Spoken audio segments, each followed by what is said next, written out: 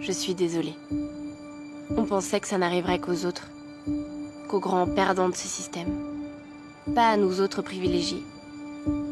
Et nous voilà, au même titre que le reste de l'humanité. Obligés de mettre notre monde sur pause, d'entrer consommateurs que nous sommes en hibernation forcée.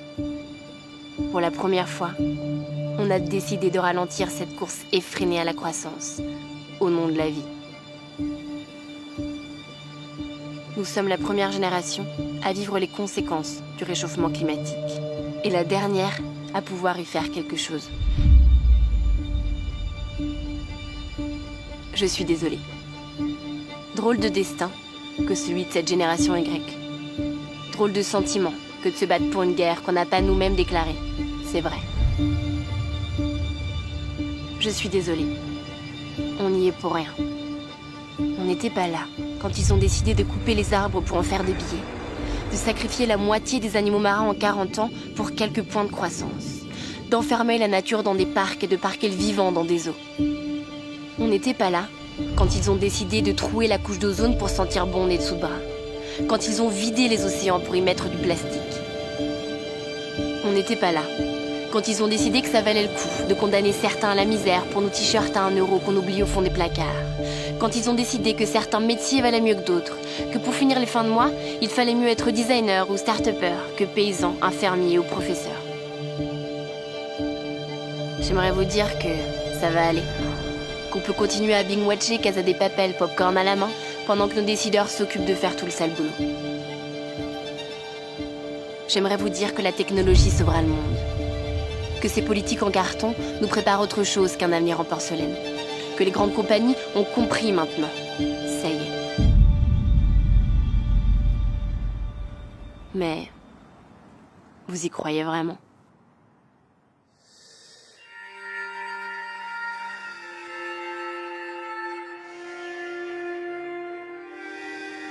On n'y est pour rien. On n'y est pour rien et pourtant nous devenons complices. C'est notre faute parce qu'on s'est laissé endormir, doucement, à coups de fake news en intraveineuse. On a pris goût à leur confort. On s'est assoupi, bercé avec du progrès dans nos biberons. On a eu la flemme. L'inaction a le goût de pizza Deliveroo. Pendant qu'on produit, qu'on jette et qu'on recommence. Pendant qu'on like, qu'on share et qu'on stalk. Pendant qu'on swipe à droite pour draguer et qu'on swipe up quand on a assez de followers, il y a les derniers éléphants d'Afrique. Les baleines qui s'étouffent sous le plastique. Il y a les glaciers qui fondent et les forêts qui brûlent. La terre qui se consume à mesure que l'on consomme. Il est temps de débrancher des écrans et de rallumer les cerveaux. Comme à des enfants, on nous a raconté des histoires. On nous a dit qu'on était trop petits, que c'était déjà foutu. Montrons-leur qu'on a grandi. On nous dit à coups de tribunes, de pétitions, de tweets, que le monde d'après ne doit pas être un retour au monde d'avant, à la normale, parce que le normal ne marchait pas. Ce monde d'après, il nous appartient de le construire. Quand est-ce qu'on y va ? Qu'on ose envoyer tout balader ? Alors oui, il y a les États et leur inaction, les institutions et leur sommet, les multinationales et leurs yeux fermés. Mais aujourd'hui, j'aimerais vous proposer quelque chose.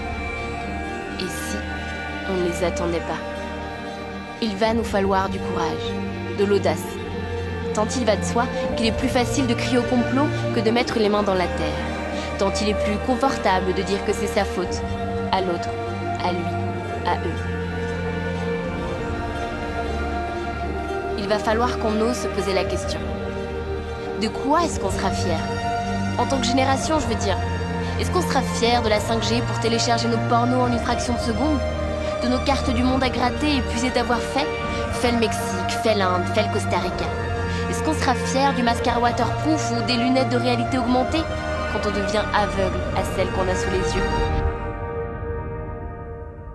Ou est-ce qu'on sera fier d'appartenir à ceux qui ont réussi à dévier l'histoire ?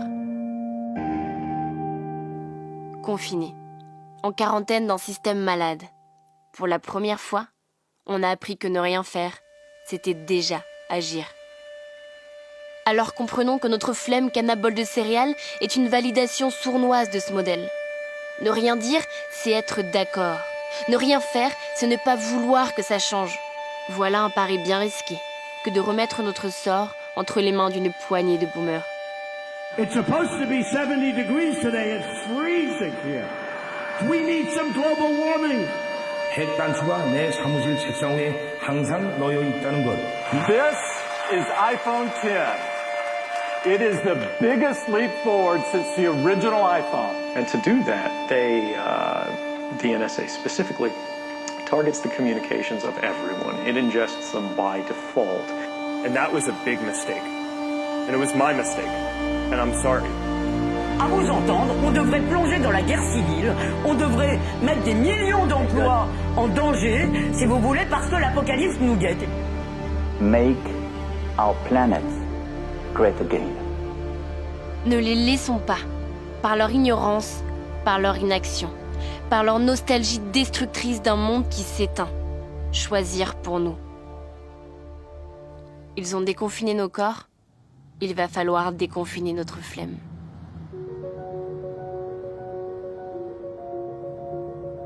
Nous, ceux dont le chez-soi ne s'arrête pas à un coin de rue ou à un lit d'hôpital.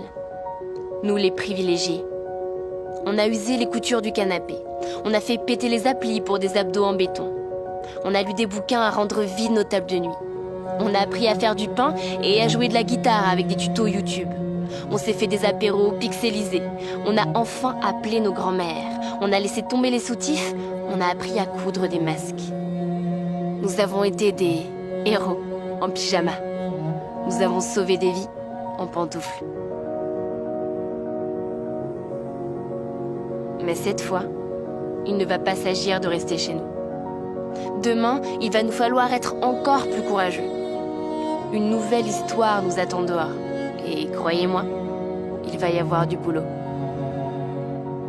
Il va falloir se bouger, sortir dans les rues, pancarte à la main, mettre les mains dans la terre et la terre dans nos programmes scolaires, descendre des avions et se réconcilier avec le Luberon, laisser les énergies fossiles dans le sol, réduire nos 4 steaks hachés par semaine et nos sushis Deliveroo du samedi soir, enfourcher les vélos, éteindre la lumière en partant, débrancher des écrans, se reconnecter au vivant.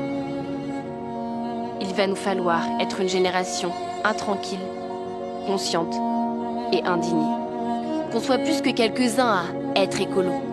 Drôle de case dans laquelle on a rangé ceux qui amassaient la vie pour se battre pour elle. Sauver la planète, protéger l'environnement.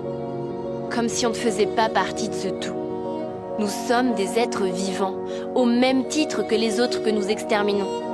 Nous sommes la nature. Si elle disparaît, nous disparaissons avec elle. Si le jour d'après consiste simplement à refermer la parenthèse, à reprendre le cycle infernal qui a rendu possible ce virus, alors nous aurons perdu. Ça dépend de nous. Il nous appartient de prendre ce moment pour donner tort à tous ceux qui nous pensent trop petits, trop tard, trop fous. On sait déjà que ce ne sera pas facile et qu'on n'est même pas sûr de gagner. Mais franchement, est-ce que ça vaudrait pas le coup d'essayer ? On n'a plus le temps de ne pas y croire. Réveillons-nous.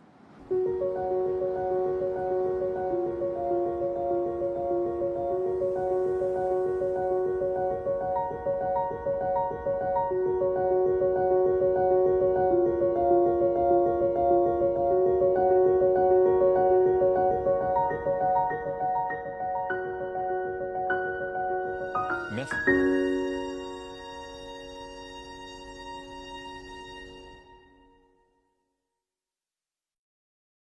Eh